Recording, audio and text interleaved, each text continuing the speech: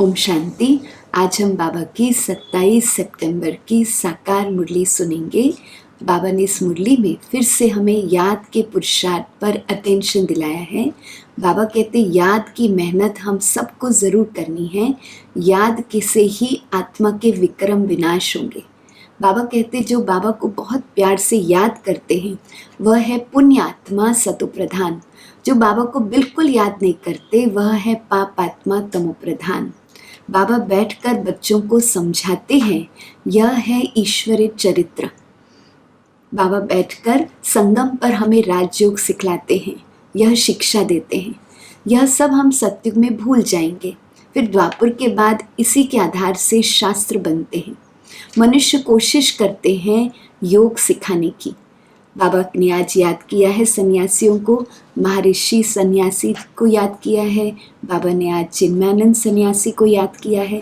बाबा कहते हैं उन्होंने बहुत कोशिश की कि भारत का प्राचीन राजयोग सिखाएं, लेकिन हठ योगी राजयोग सिखला न सके। बाबा कहते मीठे बच्चे, तुम अपने को आत्मा समझ मुझ बाप को याद करो, तुम्हारे पाप कर्म दग्ध हो जाएंगे। मैं तुम्हें सभी पापों से मुक्त कर दूंगा। ये बाबा हमसे प्रतिज्ञा करते हैं। बाबा कहते मैं ही पतित पावन सर्वशक्तिवान ऑलमाइटी अथॉरिटी हूँ। मैं सभी शास्त्रों को जानता हूँ। इसलिए बच्चों को समझाते हैं कि ये वेद शास्त्र आदि में भी कोई सार नहीं है। बाबा ने आज फिर से हमें आबू तीर्थ की भी महिमा सुनाई है। बाबा कहते जैसे गीता के लिए गायन है कि सर्वशास्त्रमय शिरोमणि गीता है, ऐसे सभी तीर्थों में महान है आबू तीर्थ, क्योंकि यहाँ शिव बाबा परम पिता परमात्मा बैठकर और आदम बैठकर सबकी सदगति करते हैं। बाबा ने आज हमें आदम अर्थात ब्रह्मा बाबा के भी चरित्र का रहस्य बताया है। बाबा कहते आदम मनुष्य है, न वह देवता है न वह भगवान है। बाबा इनके द्वारा बैठकर हमें राजयोग सिखाते हैं। बाबा हमको रोज़ गरम गरम हलवा खिलाते हैं और बाबा कहते सबसे ज़्यादा गरम हलवा ब्रह्मा बाबा खाते हैं, क्योंकि ब्रह्मा बाबा तो बाजू में बैठे हैं। बाबा कहते याद का पुरुषार्थ तो ब्रह्मा बाबा को भी करना है। बाबा कहते भल मैं इनका रथ लोन पर लेता हूँ, उसका हिसाब किताब देता हूँ, लेकिन याद का पुरुषार्थ तो इनको भी करना है। याद के पुरुषार्थ में ही डिफ़िकल्टी होती है, इनको भी डिफ़िकल्टी होती है। बाबा अपना अनुभव सुनाते हैं ब्रह्मा बाबा कि मैं भी कैसे बाबा को भूल जाता हूँ। तो आज बाबा ने हमें फिर से याद पर अटेंशन दिलाया है। मुरली सुनते हैं। मीठे बच्चे, याद की मेहनत तुम सबको करनी है। तुम्हें अपने को आत्मा समझ मुझ बाप को याद करो, तो मैं तुम्हें सब पापों से मुक्त कर दूंगा। बाबा हमसे प्रतिज्ञा करते हैं। आज का प्रश्न है, सर्व की सदगति का स्थान कौन सा है जिसके महत्व का सारी दुनिया को पता चलेगा? आबू भूमि है सबकी सदगति का स्थान। तुम ब्रह्मा कुमारी इसके सामने ब्रैकेट में लिख सकते हो कि यह सर्वोत्तम तीर्थ स्थान है। सारी दुनिया की सदगति यहाँ से होनी है। सर्व का सदगति दाता बाप और आदम ब्रह्मा बाबा यहाँ पर बैठकर सबकी सदगति करते हैं। आदम अर्थात आदमी मनुष्य, वह देवता नहीं है, उसे भगवान भी नहीं कह सकते हैं। ओम शांति।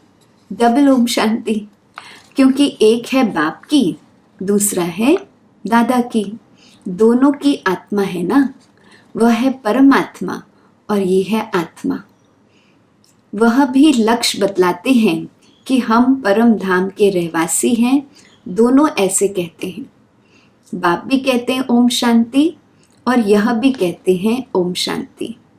बच्चे भी कहते हैं ओम शांति, अर्थात हम आत्मा शांति धाम की रहवासी हैं। यहाँ अलग अलग होकर बैठना है। बाबा की याद में बैठते हैं तो बाबा हमको डिसिप्लिन सिखाते हैं, अलग अलग होकर बैठना है। अंग से अंग नहीं मिलना चाहिए, क्योंकि हर एक की अवस्था में योग में रात दिन का फर्क है। कोई बहुत अच्छा याद करते हैं, कोई बिल्कुल याद नहीं करते हैं। जो बिल्कुल याद नहीं करते हैं वह है पापात्मा, तमोप्रधान। और जो याद करते हैं वह हो गए पुण्य आत्मा, सतोप्रधान। बहुत फर्क हो गया ना। घर में भल इकट्ठे रहते हैं परंतु फर्क तो पड़ता है ना। इसलिए ही भागवत में भी आसुरी नाम गाए गए हैं। इस समय की ही बात है। बाप बैठ बच्चों को समझाते हैं। यह है ईश्वरीय चरित्र जो भक्ति मार्ग में गाते हैं। सत्युग में तो कुछ भी याद नहीं होगा, सब भूल जाएंगे। बाप अभी ही शिक्षा देते हैं। सत्युग में तो यह बिल्कुल भूल जाते हैं। फिर द्वापर में शास्त्र आदि बनाते हैं और कोशिश करते हैं राजयोग सिखलाने की, परंतु राजयोग तो सिखा न सके। वह तो बाप जब सम्मुख आते हैं तब ही आकर सिखलाते हैं। तुम जानते हो कैसे बाप राजयोग सिखलाते हैं।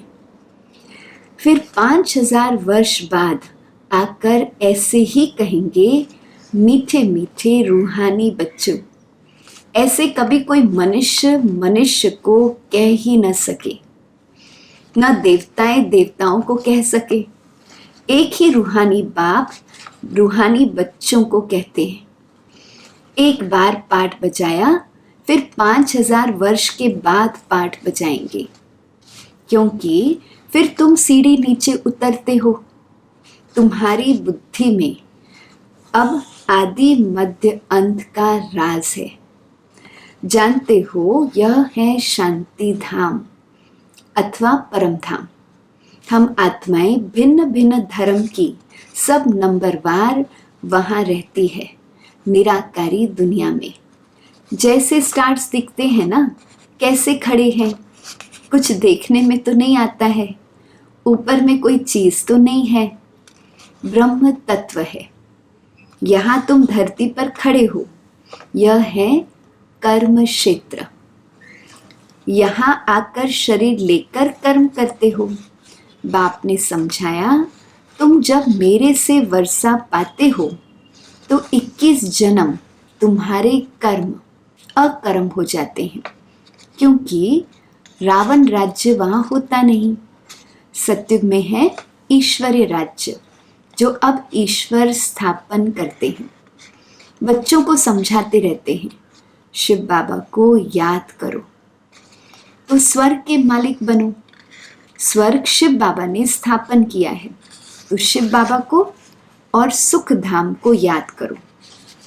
पहले पहले शांति धाम को याद करो तो चक्र भी याद आ जाएगा। बच्चे भूल जाते हैं, इसलिए घड़ी घड़ी याद कराना पड़ता है, बाबा को याद कराना पड़ता है। हे मीठे मीठे बच्चों, अपने को आत्मा समझो और बाप को याद करो तो तुम्हारे पाप भस्म हो। प्रतिज्ञा करते हैं, तुम याद करेंगे तो मैं पापों से मुक्त करूंगा। बाबा हमसे प्रतिज्ञा करते हैं। बाप ही पतित पावन सर्वशक्तिवान अथॉरिटी है। उनको वर्ल्ड ऑलमाइटी अथॉरिटी कहा जाता है। वह सारे सृष्टि के आदि मध्य अंत को जानते हैं। वेद शास्त्र आदि सबको जानते हैं, तब तो कहते हैं कि इनमें कोई भी सार नहीं है। गीता में भी कोई सार नहीं है। भल वह सर्वशास्त्र में शिरोमणि है माई बाप, बाकी सब हैं बच्चे। जैसे पहले पहले प्रजापिता ब्रह्मा है, बाकी सब हैं बच्चे। प्रजापिता ब्रह्मा को आदम कहते हैं। आदम माना आदमी, मनुष्य। मनुष्य है ना, तो इनको देवता नहीं कहेंगे। एडम को आदम कहते हैं। भक्त लोग फिर ब्रह्मा एडम को देवता कह देते हैं। बाप बैठकर समझाते हैं, एडम अर्थात आदमी, मनुष्य न देवता है न भगवान है। लक्ष्मी नारायण है देवता। डीटिज्म है पैराडाइज में, नई दुनिया में। वह है वंडर ऑफ द वर्ल्ड। बाकी यह सब है माया के वंडर। द्वापर के बाद माया के वंडर्स होते हैं ना। ईश्वरीय वंडर है हेवन, स्वर्ग, जो बाप ही स्थापन करते हैं। अभी स्थापन हो रहा है। यह जो दिलवाड़ा मंदिर है उसकी वैल्यू का किसको भी पता नहीं है। मनुष्य यात्रा करने जाते हैं तो सबसे अच्छा तीर्थ स्थान यह है। तुम लिखते भी हो ना, ब्रह्मा कुमारी ईश्वरीय विश्वविद्यालय आबू पर्वत, तो ब्रैकेट में ये लिखना चाहिए सर्वोत्तम तीर्थ स्थान, क्योंकि तुम जानते हो कि सर्व की सद्गति यहाँ से ही होती है। यह कोई जानते ही नहीं है। जैसे सर्वशास्त्रमय शिरोमणि गीता है, वैसे सर्व तीर्थों में श्रेष्ठ तीर्थ आबू है। तो मनुष्य पढ़ेंगे, अटेंशन जाएगा। सारे वर्ल्ड के तीर्थों में यह है सबसे बड़ा तीर्थ, जहाँ बाप बैठ सबकी सद्गति करते हैं। तीर्थ भी बहुत हो गए हैं। गांधी जी की समाधि को भी तीर्थ समझते हैं। सब जाकर वहाँ फूल आदि चढ़ाते हैं। उनका कुछ पता ही नहीं है। तुम बच्चे जानते हो, यह तुमको यहाँ बैठ दिल अंदर बड़ी खुशी होनी चाहिए। हम हेवन की स्थापना कर रहे हैं। अब बाप कहते हैं, अपने को आत्मा समझ मुझे याद करो। पढ़ाई तो बहुत सहज है, कुछ भी खर्चा नहीं लगता है। तुम्हारी मम्मा को 1 पाई खर्चा लगा, बगैर कौड़ी खर्चा पढ़कर कितनी होशियार नंबर 1 बन गई, राजयोगिन बन गई। फिर भविष्य में लक्ष्मी बनती है मम्मा। मम्मा जैसे तो कोई भी नहीं निकली। देखो, आत्माओं को ही बाप बैठकर पढ़ाते हैं। आत्माओं को ही राज्य मिलता है। आत्माओं ने ही राज्य गंवाया है। इतनी छोटी सी आत्मा कितना काम करती है। बुरे ते बुरा काम है विकार में जाना। आत्मा 84 जन्मों का पाठ बजाती है। छोटी सी आत्मा में कितनी ताकत है। सारे विश्व पर राज्य करती है। इन देवताओं की आत्मा में कितनी ताकत है। हर एक धर्म में अपनी अपनी ताकत होती है। क्रिश्चियन धर्म में भी कितनी ताकत है। आत्मा में ताकत है जो शरीर द्वारा फिर कर्म करती है। आत्मा ही यहाँ आकर इस कर्म क्षेत्र पर कर्म करती है।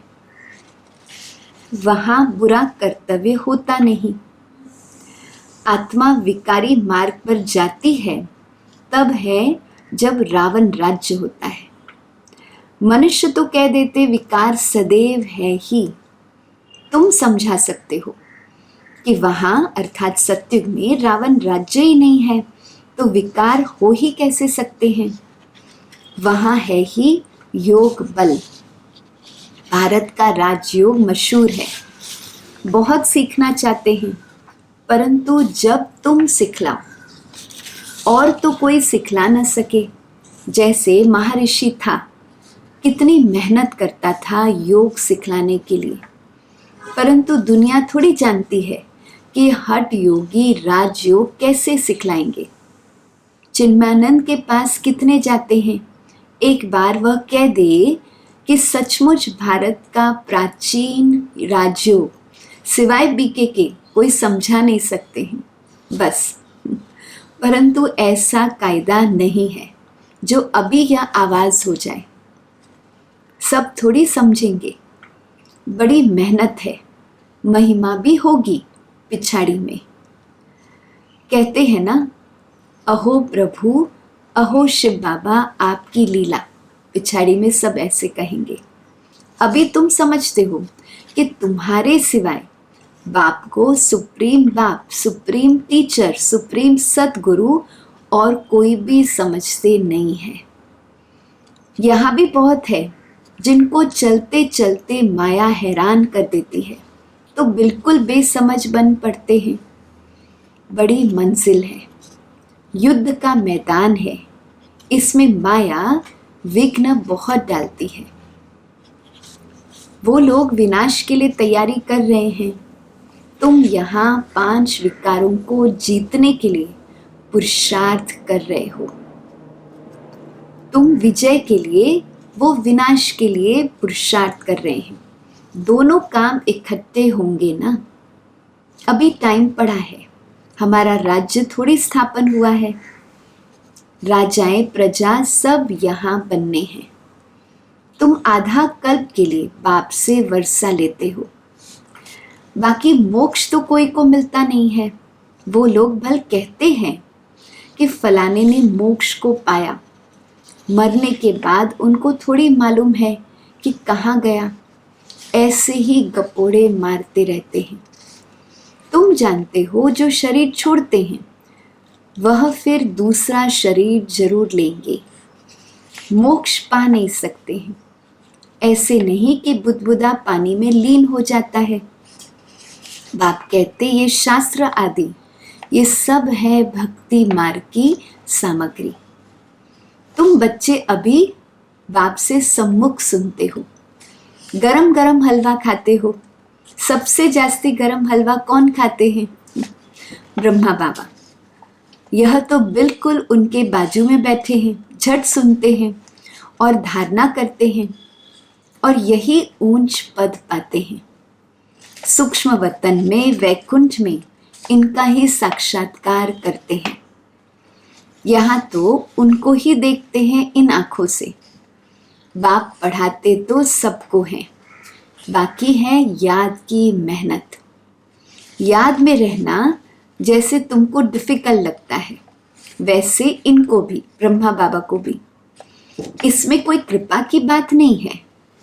बाप कहते हैं हमने लोन लिया है, उनका हिसाब किताब दे देंगे। बाकी याद का पुरुषार्थ तो इनको भी करना है, ब्रह्मा बाबा को भी करना था। समझता हूँ ब्रह्मा बाबा अपना अनुभव सुनाते हैं कि बाजू में बैठा हूँ, बाप को हम याद करते हैं फिर भी भूल जाता हूँ। सबसे जास्ती मेहनत इनको ही करनी पड़ती है। युद्ध के मैदान में जो महारथी पहलवान होते हैं, जैसे हनुमान का मिसाल है, उनकी ही माया ने परीक्षा ली, क्योंकि वह महावीर था। जितना जास्ती पहलवान उतना जास्ती माया परीक्षा लेती है। तूफान जास्ती आते हैं।